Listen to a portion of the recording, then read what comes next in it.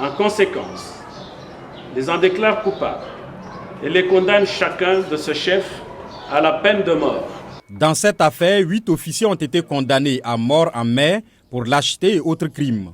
Ces soldats congolais avaient été déployés dans les collines près du lac Kivu pour repousser l'avancée des rebelles du M23 qui menaçaient Goma.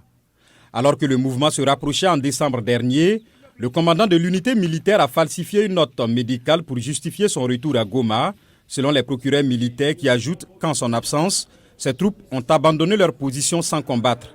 Les officiers nient les accusations et ont fait appel de leur condamnation. L'État essaie de prendre des mesures fortes, mais aussi de mettre de la pression sur l'armée pour qu'elle soit la plus engagée possible.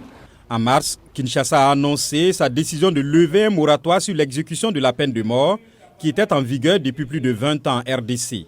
Selon le gouvernement, cette mesure cible les militaires accusés de trahison. Nous pensons que nous risquons effectivement d'en arriver au point où beaucoup de militaires vont être effectivement candidats à cette décision.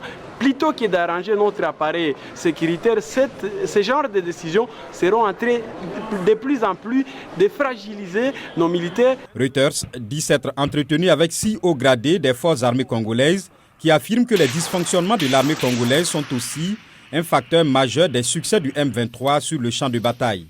Les militaires congolais, moi je trouve qu'ils sont braves. Quand tu vois leur salaire, leur fiche de paie, tu te dis comment on peut payer une somme si modique à des responsables qui exposent leur vie et espérer obtenir des résultats.